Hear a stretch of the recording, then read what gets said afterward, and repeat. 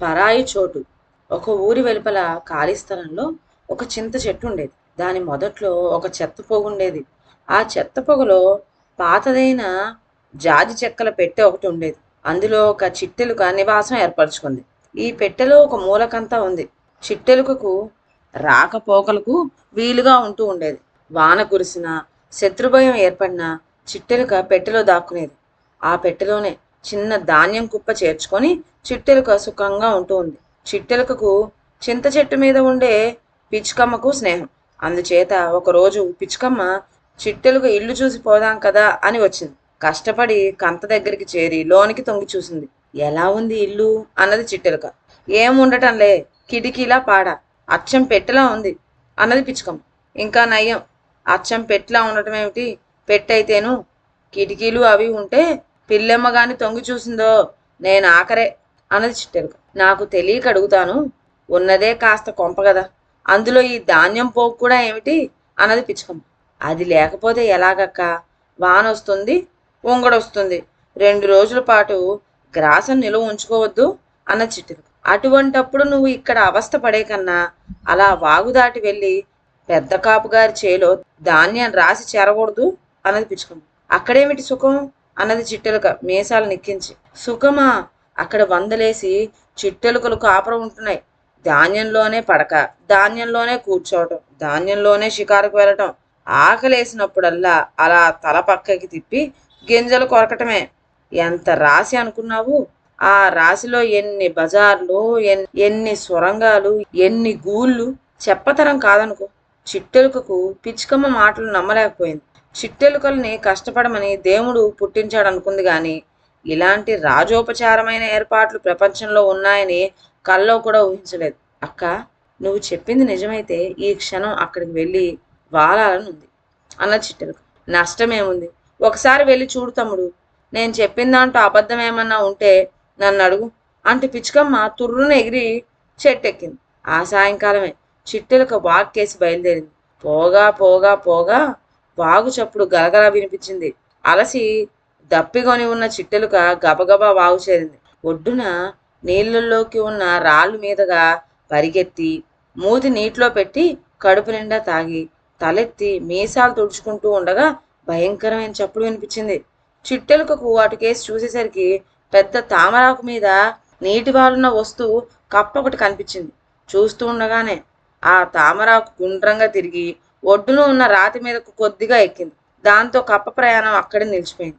తమ్ముడు, కాస్త కాలితో ఆకు నీళ్ళలోకి నెట్టబోయి అన్నది కప్ప బొంగురు గొంతో బెకబెకమంటూ. దానికేం భాగ్యం గాని పెద్ద కాపుగారి పొలం ఎటుందో కాస్త చెప్పి పుణ్యం కట్టుకుంటారా అన్నది చిట్టెలుక. దిగువనే ఉంటుంది, ఉండకేం చేస్తుంది, కావలొస్తే నువ్వు కూడా వచ్చి ఆకు మీద ఎక్కు, కలిసిపోదాం అన్నది కప్ప. సరేనని చిట్టెలుక చెంగున ఎగిరి ఆకు మీద కప్ప పక్కనే కూర్చొని కాలితో రాతిని తోసింది. ఆకు మళ్ళీ నీటిలో పోసాగింది.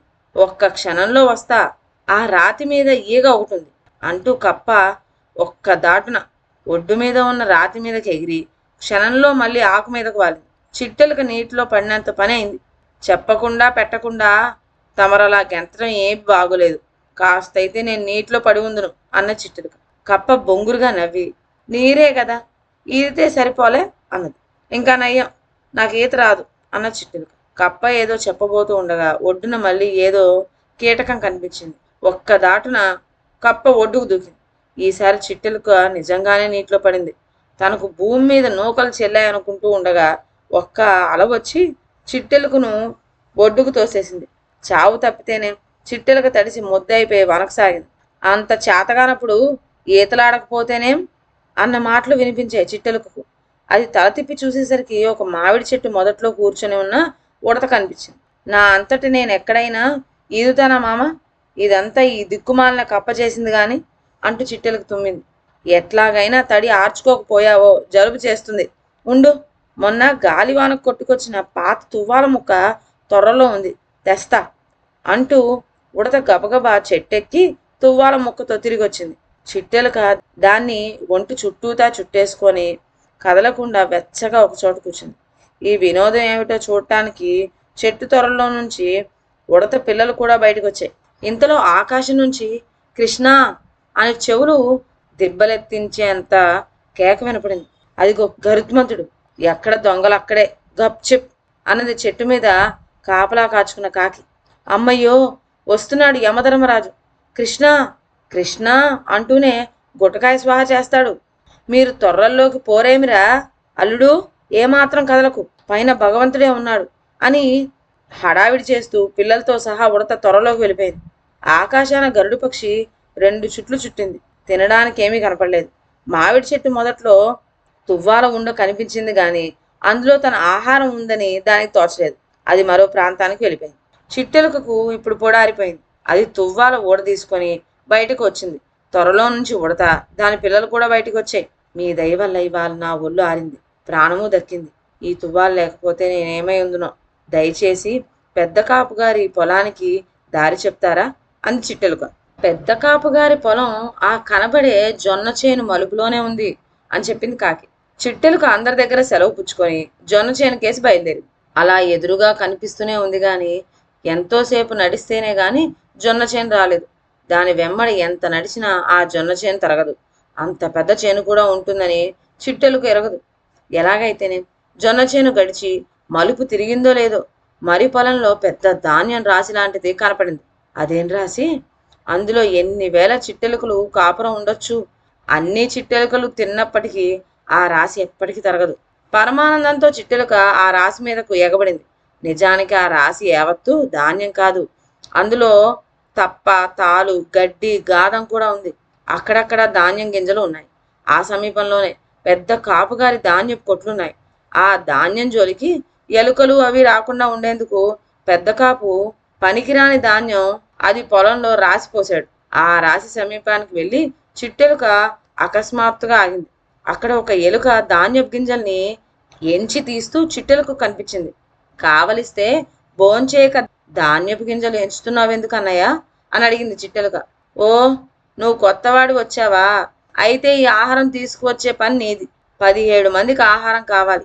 వేగిరం పట్టుకురా ఊ అని ఎలుక తొందర చేసాగింది. చిట్టెలుకకు చాలా ఆశ్చర్యం వేసింది. ఆహారం కావాల్సిన వాళ్ళు వచ్చి తినలేరు, ఒకరి ఆహారం ఒకరు మోసుకురావటం ఏమిటి? నేనెక్కడా వినలేదు అన్న చిట్టెలుక. అట్టే వాగకు, ఇక్కడి ఏర్పాటు ఇంతే. కొత్తగా వచ్చిన వాళ్ళు పాత వాళ్ళ కోసం పాటు పడాలి. తేరగా వచ్చింది కదా అని తిందామనుకున్నావు కాబోలు. మాకు చాకరీ చేస్తేనే నీకు తిండి, లేకపోతే ఒక్క గింజ ముట్టడానికి వీల్లేదు అన్నదెలుక. చిట్టెలుకకి ఇది ఏమీ నచ్చలేదు. అది వెళ్ళిపోవడానికి సిద్ధపడింది. కానీ రెండో ఎలుక దాని చేయి పట్టుకుంది. రెండూ గుంజుకోసాగాయి. ఇంతలో ఒక పావురం అక్కడ వాలి, ఊరుకోండి ఊరుకోండి, పోట్లాడుకుంటారెందుకు, శాంతించండి అన్నది. నువ్వు ఇల్లు విడిచి ఎందుకు వచ్చావు అని అడిగింది పావురం చిట్టెలుకను గుర్తించి. ఇక్కడ అద్భుతమైన ధాన్యరాశి ఉందని పిచ్చుకమ్మ చెప్తే వచ్చాను అన్న చిట్టెలుక. పిచ్చివాడ, ఆ పిచ్చుకమ్మ కబుర్లు విని బయలుదేరి వస్తారా? ఇదంతా పనికి మాలిన ధాన్యం. నువ్వు కష్టపడి తెచ్చుకుని తినే ధాన్యంతో పోలిస్తే ఇది ఏ పాటి? ఒట్టి తుక్కు కాదు. దీనికోసం ఇక్కడ ఎలుకలన్నిటికీ అడవ చాకరీ చేస్తావా? నేను మన వైపుకే పోతున్నాను. కావలస్తే నా వీపు మీద ఎక్కి కూర్చో, తీసుకుపోతాను అన్నది పావురం. చిట్టెలుక తన ఇంటికి తిరిగి వచ్చింది. దూరపు కొండలు నునుపు అని తన ఇల్లు లాంటిది ప్రపంచంలో ఎక్కడా లేదని గ్రహించింది. కాస్త కష్టపడి పనిచేస్తేనే సుఖం ఉందని తెలుసుకొని ఆ రోజు నుంచి లేనిపోని దురాశలకు పోక తన ఇంట్లో హాయిగా బ్రతకసాగింది. ఇదండి వాళ్ళ కథ. మరొక మంచి కథతో నెక్స్ట్ వీడియోలో కలుద్దాం. అంతవరకు సెలవు. నా ఛానల్లోని కథలు మీకు నచ్చినట్లయితే నా ఛానల్ను లైక్ చేసి సబ్స్క్రైబ్ చేయండి. షేర్ చేయడం మర్చిపోవద్దు. కొత్త కథ నోటిఫికేషన్ కోసం బెల్ ఐకాన్ ప్రెస్ చేయండి. Thank you.